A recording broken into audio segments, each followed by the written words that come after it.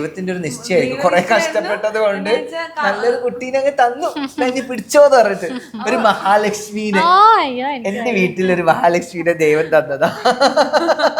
സത്യം അങ്ങനെ തന്നെയല്ലേ. നമുക്ക് 90% പോസിറ്റീവ് കമന്റ്സ് ആണ് വരുന്നത്, 10% ആണ് നെഗറ്റീവ്.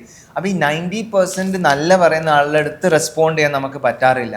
കാരണം നമ്മൾ ഇഷ്ടപ്പെടുന്ന ആൾക്കാർ, ഈ അധികം ആൾക്കും പെട്ടെന്ന് മിസ്റ്റേക്ക് നെഗറ്റീവ് എല്ലാവർക്കും ഒരു വെരി മൈന്യൂട്ട് ആയിട്ടുള്ള കാര്യങ്ങളെ വരുള്ളൂ. പക്ഷെ അത് കോൺസെൻട്രേറ്റ് ചെയ്തിട്ട് നമ്മുടെ പോസിറ്റീവ് എനർജിയും കൂടി അതിലങ്ങ് ഡ്രെയിൻ ഔട്ട് ആയി പോകും. അപ്പം നമ്മളെ പോസിറ്റീവ് പറയുന്ന ആൾക്കാർക്ക് റെസ്പോണ്ട് കൊടുക്കാൻ പറ്റും, കൊടുക്കാം. നെഗറ്റീവ് പറയുന്ന നമ്മളെപ്പോൾ ലൈഫിൽ നിന്ന് നെഗറ്റീവ് ഇഗ്നോർ ചെയ്യുക, എടുത്ത് കളയുക. നമ്മൾ പോസിറ്റീവായി നിൽക്കേണ്ട കാര്യങ്ങളിൽ അപ്പം അതങ്ങ് കളഞ്ഞ്.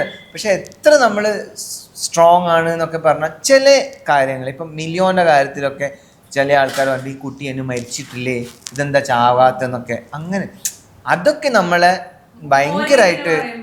ഭയങ്കരമായിട്ട് അതൊരു എഫക്റ്റ് ചെയ്യും.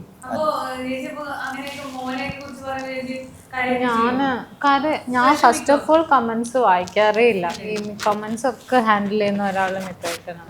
അപ്പം ചിലത് ഇങ്ങനെ മൈൻഡിലോട്ടൊക്കെ പോകുമ്പോ ഇപ്പൊ നമ്മളിപ്പോ ഒരാൾ മരിച്ചു പോട്ടെ എന്നൊക്കെ ദുഷിപ്പിള്ളാക്കി അത് പറയാൻ പറ്റുള്ളൂ. ആ ലൈഫിൽ അത്ര കോഞ്ഞാട്ടിയായിട്ടുള്ള ആൾക്കാർക്ക് അത് പറയാൻ പറ്റും.